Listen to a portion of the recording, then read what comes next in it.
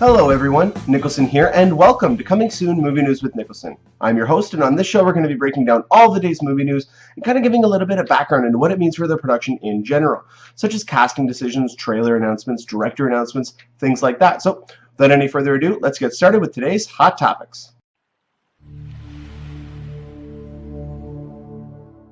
And the first hot topic we have to talk about today is Quentin Tarantino has kind of changed, he's changed his mind essentially on his latest project. A couple months ago, it was reported that his upcoming film, The Hateful Eight, that he had written, the script had leaked online, a website had given the link to a bunch of other people.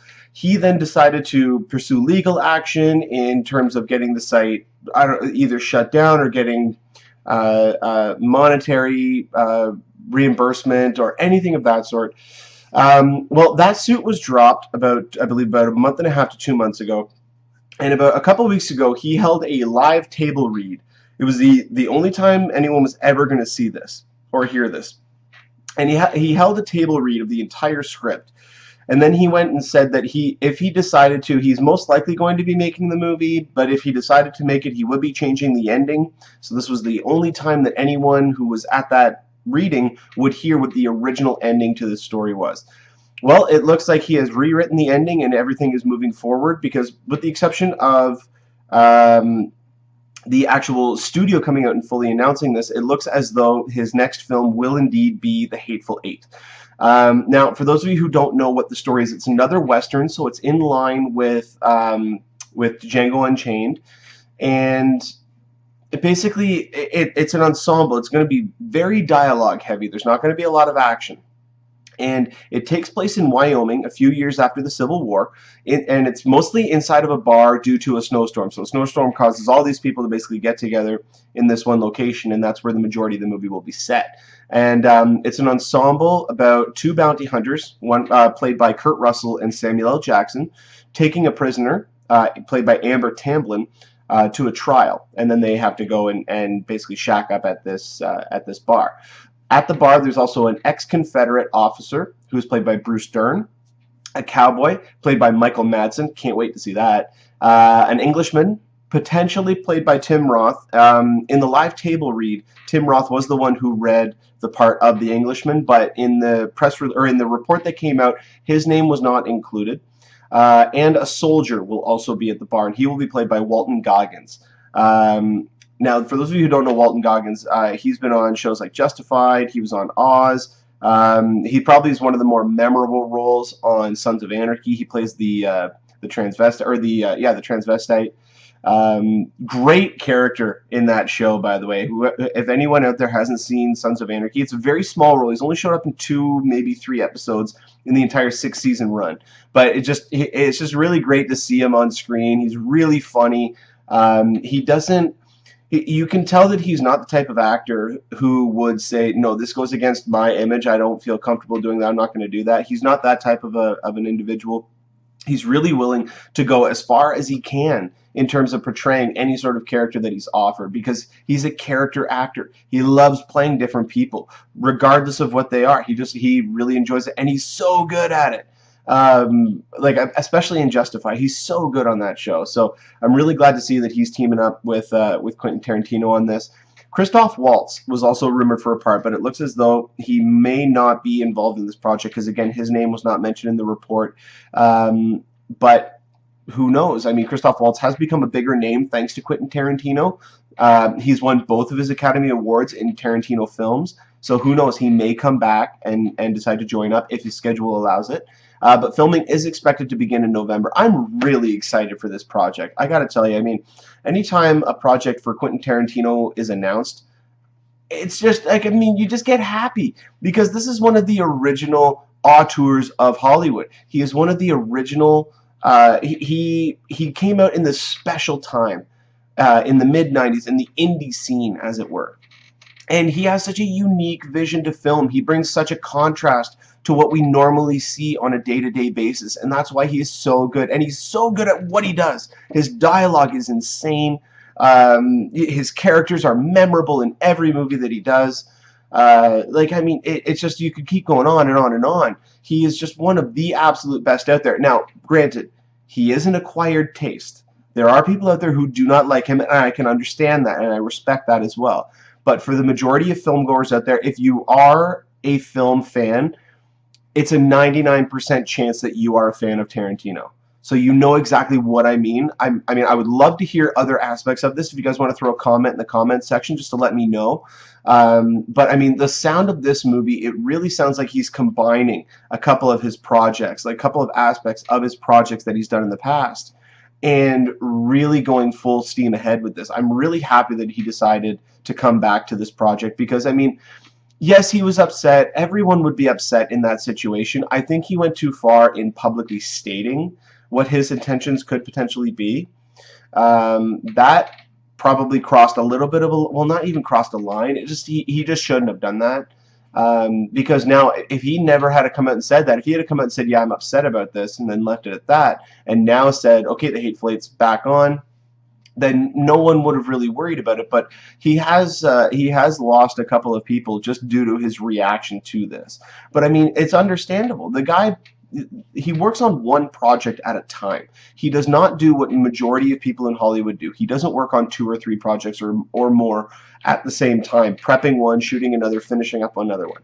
He doesn't do that. He once he finishes a movie, he then takes a little bit of a break, and then he starts deciding, okay, what's a good idea? What do I want to make a movie about? What's something that's been brewing inside for a long time that I really want to tell?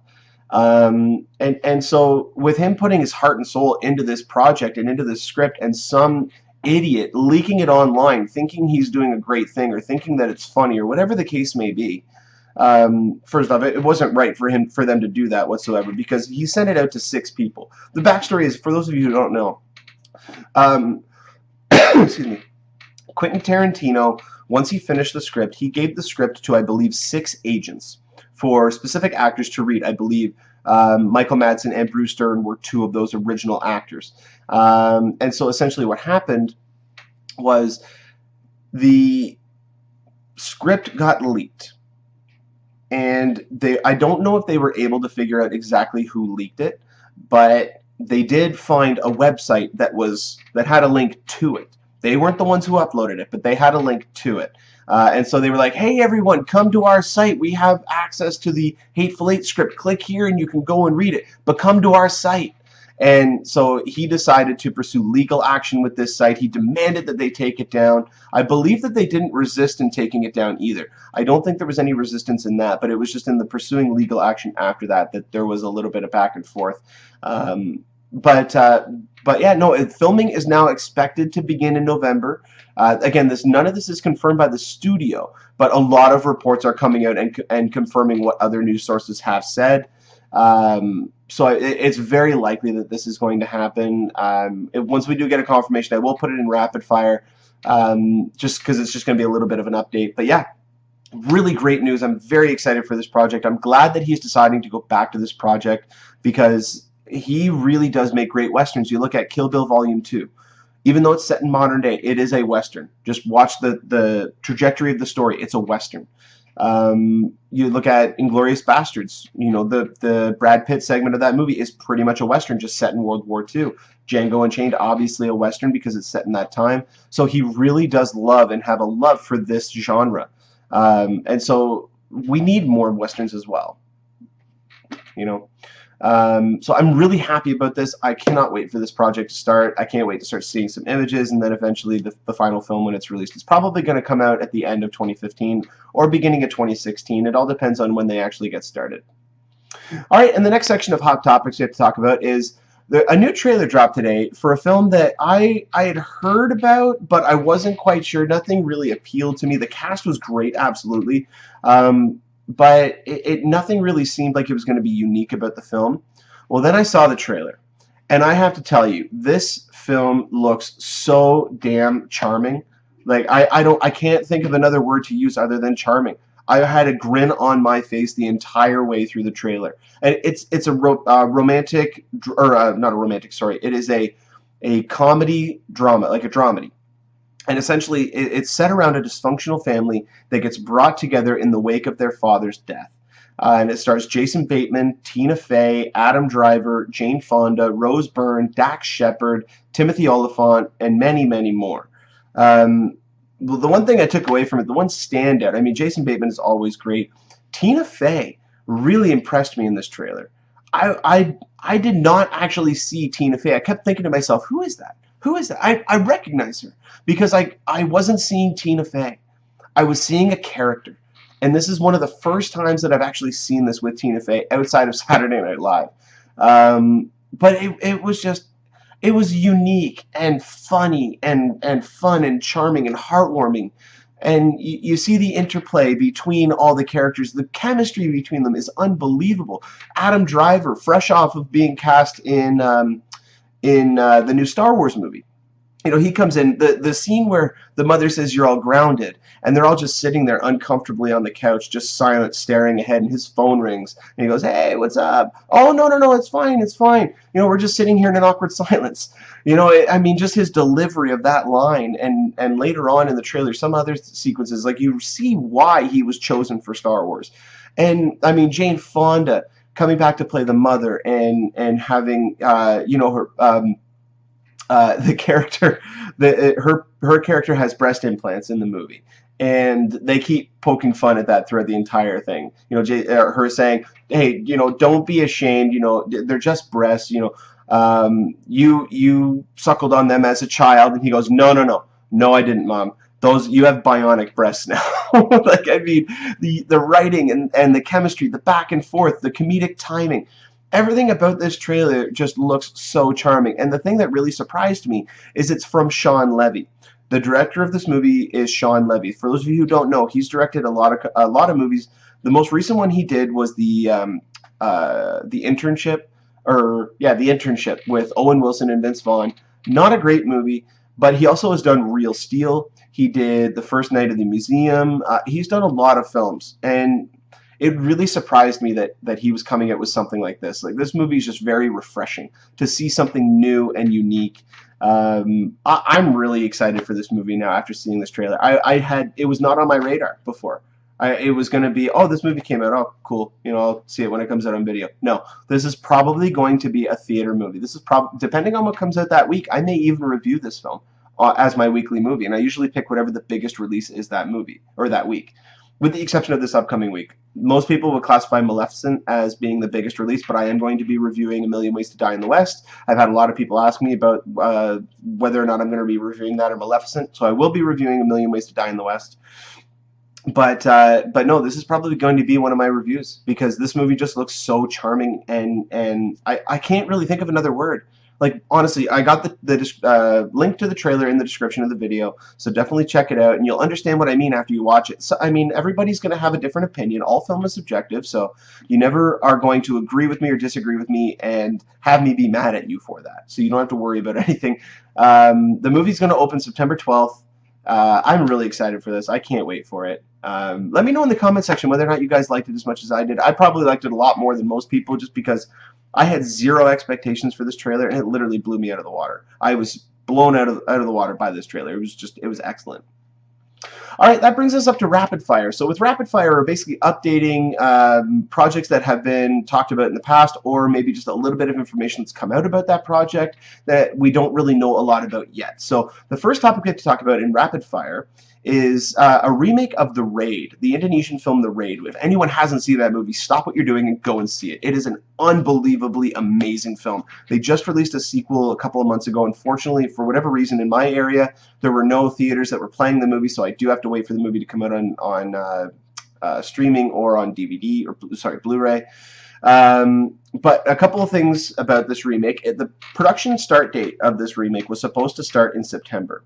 But they now have since pushed that back to January of 2015. So they're giving it as much time, and this usually shows that a studio has faith in the product, because they are willing to give the filmmaker more time, and more so that they have faith in the person who's handling it, because they are willing to give them more time to work on it, instead of giving a start date and saying, no, you have to start by this time. They're pushing it back. They're giving him more time. It's being directed by Patrick Hughes, who has the upcoming Expendables 3 coming out in August. So he's going to direct it. From everything that I've heard of Expendables 3, he's done an amazing job. That's one of the reasons why he got this project. But one of the things that really has me ramped up about this is the unique and eclectic cast that they supposedly have in line for it. So these are the people apparently that they're trying to get. No, these people are not signed on. They have not entered negotiations, so don't quote me on anything like that. But so the people who are interested are Luke Evans, Anthony Mackie, Frank Grillo, and Ethan Hawke. So those of you who don't know, Luke Evans, who played the villain in Fast and Furious 6, Anthony Mackie, who played Falcon in Captain America Winter Soldier, Frank Grillo, who played Crossbones in Captain America Winter Soldier, and is also the lead in the upcoming The Purge Anarchy, which launches this summer, and Ethan Hawke. Most of you know who Ethan Hawke is from things like Gattaca, and he just was in the original Purge. So, I mean, all of these people are rumored to be up for roles. This is a really cool cast, especially looking at Luke Evans, Mackie, and Grillo. Hawke, we haven't really seen in a role like this, so it'd be interesting to see what kind of role he takes on. If he takes more of a business-type role, or if he is one of the DEA agents. Which actually gets me to the next point.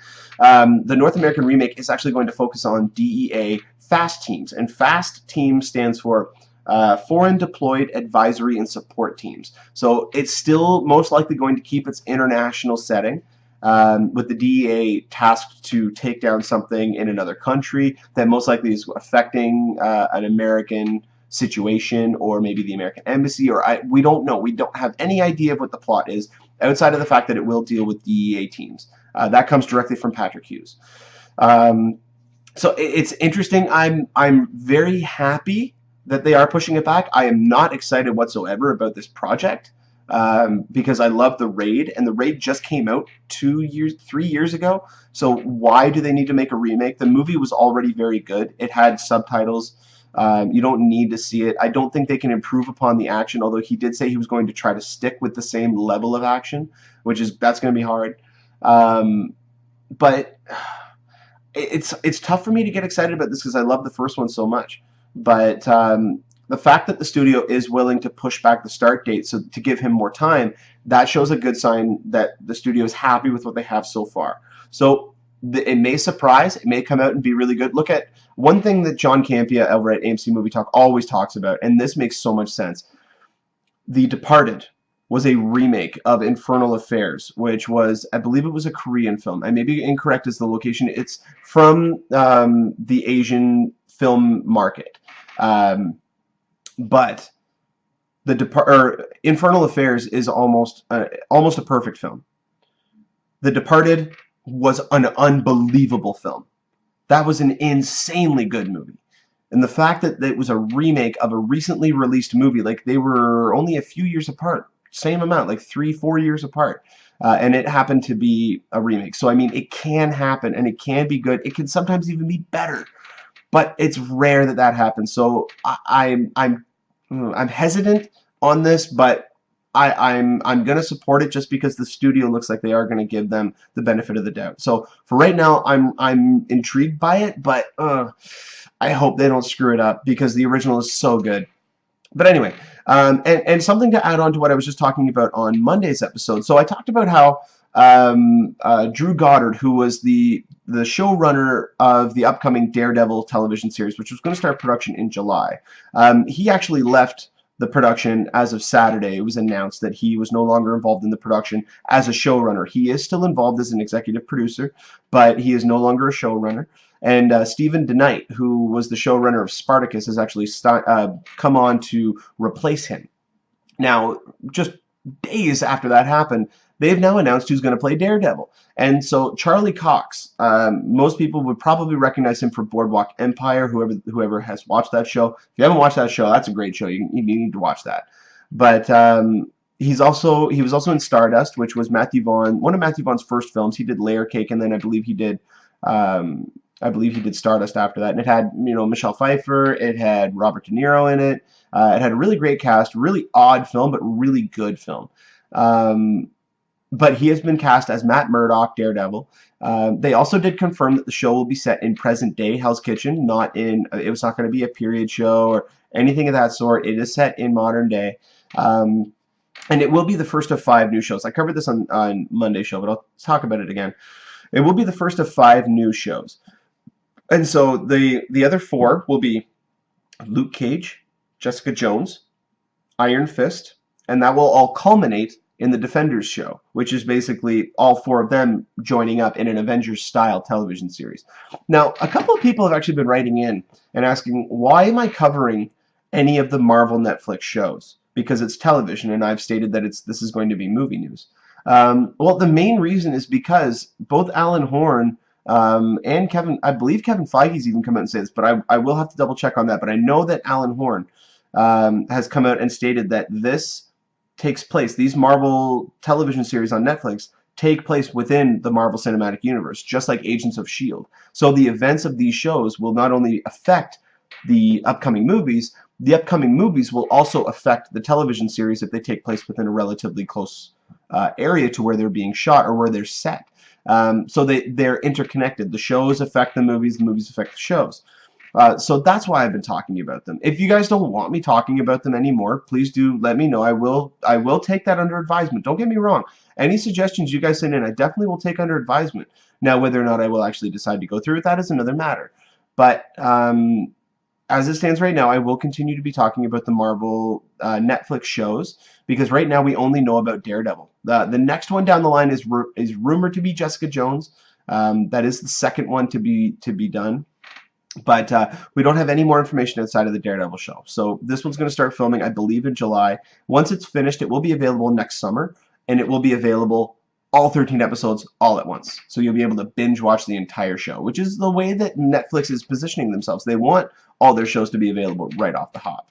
So, I mean, this is, to me, is nothing but good news. It's just really unfortunate that Drew Goddard had to drop out of the project. But, I mean, he's having to more focus on Sinister Six, which, to me, that says more about what Sony is trying to do with their Spider-Man Expanded Universe, because they're wanting him to now delve into it full-time, into creating this script, creating this story in this world, and not have potentially what happened with Spider-Man 2, where they throw everything at the kitchen sink and see what sticks.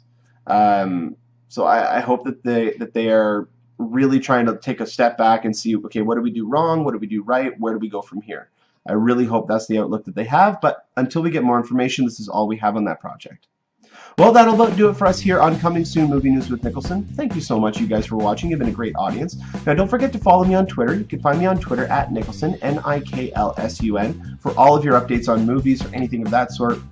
Also, don't forget to click the subscribe button down in the bottom corner. You can get updates whenever I post a new video. And if you go to our website down here at the bottom, movienewswithniklsun.ca, on the contact section, you can actually send in an email. And in the email, you can put whatever you want in terms of comment, question, topic, anything of that sort. And on every Friday episode, before I do the review, I will have a user-submitted questions episode where we talk about any of the questions that you guys send in. So if you have anything you want to discuss or talk about on the show, go to the website, go to the contact section and send in an email, or just go to Gmail and email us at movienewswithniklsun@gmail.com, and I will get your questions answered on every Friday episode.